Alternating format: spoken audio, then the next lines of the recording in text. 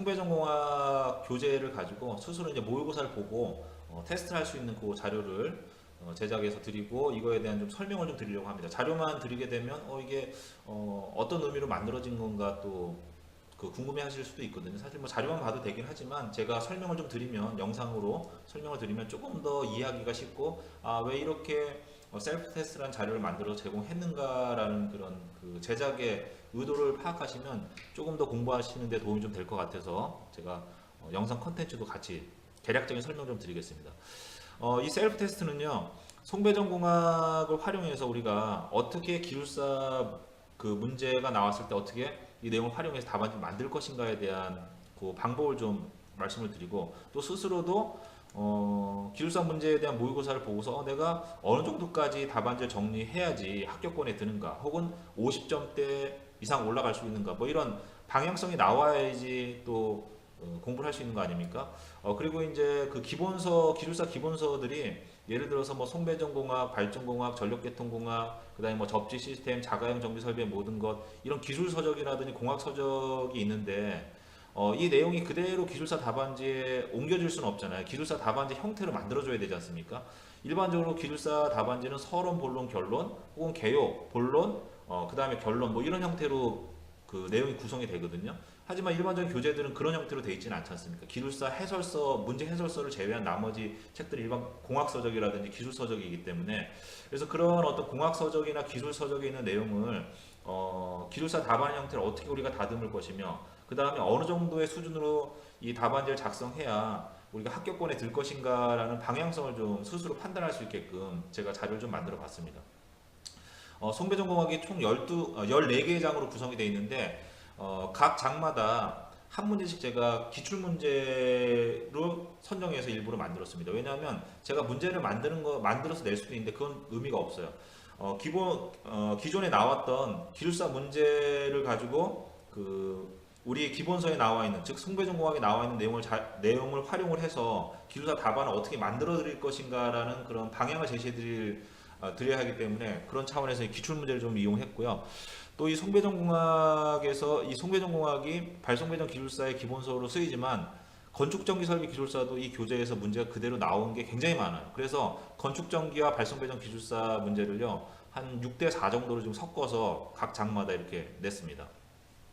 보시면 첫 번째 송배전계통의 구성에서 1장에서 이런 문제가 나왔습니다. HVDC 장단점에 대한 부분이 문제가 나왔고요. 기본서의 이 내용이 그대로 있거든요. 그럼 기본서에 있는 내용 가지고 어떤 내용을 봐야 될 것이며 그 내용을 어떻게 우리가 좀 다듬어서 기술사 답안의 형태로 만들 것인가. 그럼 기본서에 있는 내용을 가지고 기술사 답안지로 만들었을 때 과연 점수가 몇 점이나 나올 것인가. 뭐 이런 것들을 제가 말씀을 드릴 겁니다. 자, 2장에서는 뭐 현수 애자련의 전압 분포 및 각 애자의 전압 분담을 균등하게 하는 방법을 설명하죠. 이것도 기본서에 그대로 나와 있는 거거든요. 기본서에 있는 내용을 활용을 하시고 또 여기서 조금 부족한 부분들이 있다라고 하면 내가 조금 더 고득점을 받고 싶다라고 하면 자가용 전기 설비의 모든 것이나 아니면 송배전 기술 용어 해설집이나 이 내용들을 융합을 하게 되면 거의 합격권에 들어갑니다. 그래서 이것도 제가 설명을 드릴 거고요.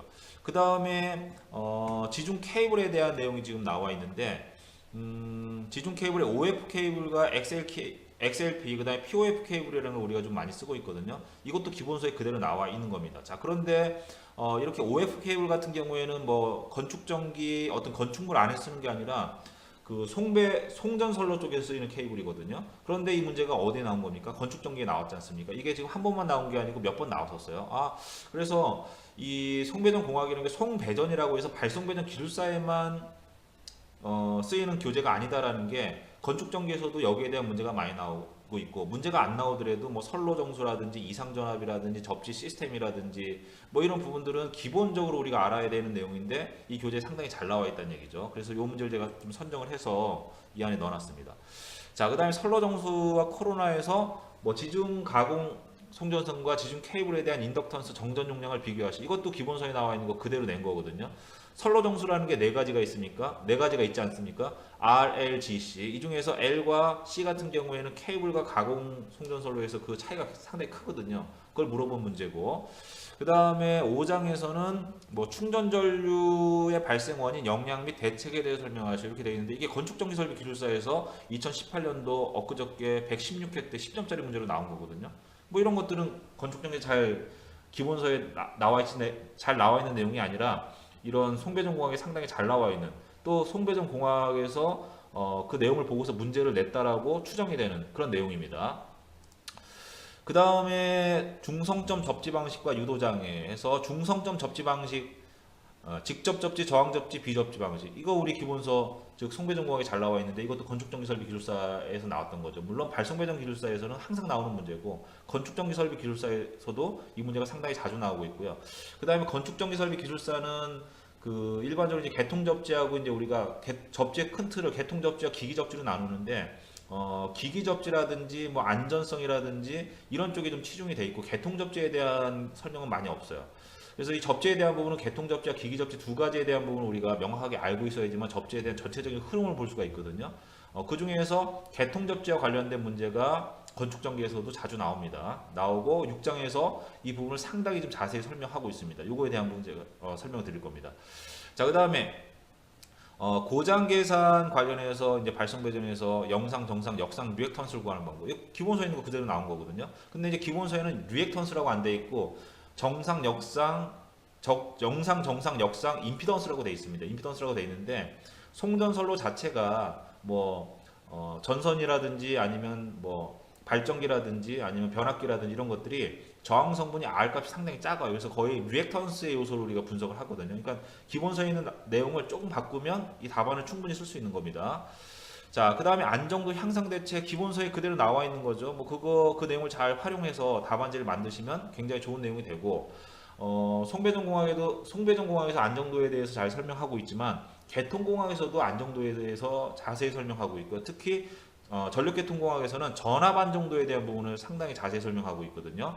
그 다음에 송배전 기술 용어 해설집에서도 안정도에 대해서 상당히 상세히 설명해 놨습니다. 그러니까 이 세 가지 내용을 융합을 해서 답안지를 쓰시면 완벽한 답안지가 되고요.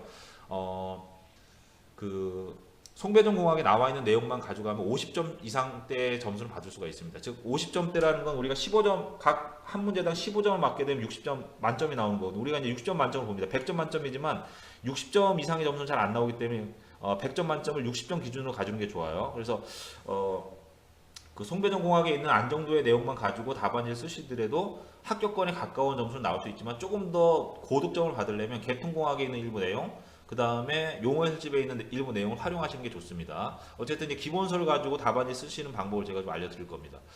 자, 그 다음에 이상전압과 관련해서 뭐 가공선과 지중선로의 파동 임피던스 전파 속도에 대한 부분이 이 기본서에 있는 거 그대로 문제를 낸 거고요. 그 다음에 보호 개전 방식 중에서 변압기의 모선 구성 방식과 모선 보호 방식 이게 기본서 10장에 나와 있는 내용을 그대로 낸 거거든요. 25점짜리 문제로 나왔었죠. 이 부분은 건축전기설비기술사에서 상당히 자주 나오는 문제고요. 그 다음에 발송배전 기술사에서도 문제가 굉장히 자주 나옵니다. 자, 그 다음에 GIS 설비. 자, 이거 기본서에 있는 거 장단점 그대로 나온 거거든요. 예제의 문제가 있습니다. 이게 발송배전에서도 나오지만 건축전기에서도 상당히 자주 나온다. 그래서 제가 건축전기와 발송배전 일부러 그 문제를 분석해가지고요. 일부러 이제 거기 해당되는 내용을 교차해서 제가 문제를 좀 넣어놨습니다. 그 다음에 저압 지중 배전계통 구성 방식에 대한 내용. 그 다음에 수용률, 부등률, 부하율 뭐 이것도 건축전기나 발송배전에서 공통으로 나오는 문제고 13장의 요거에 대한 설명이 상당히 잘 되어 있습니다.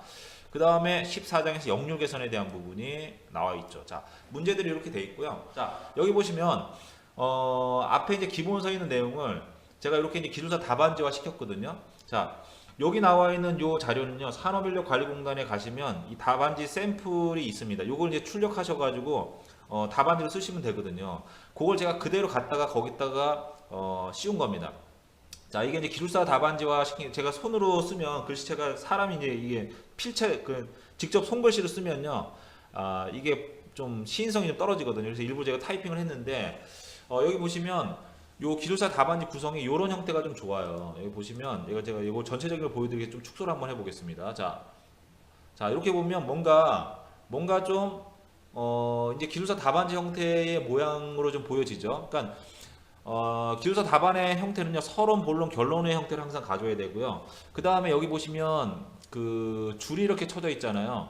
그러면 요 안에는 될 수 있으면 내용을 넣지 마세요. 넣지 마시고 뭐 요것도 정해 놓으시면 되는데 1번, 그 다음에 가로 1번, 뭐 동그라미 1번 혹은 쌍가로 1번 이렇게 해서 구분해 주시는 게 좋아요.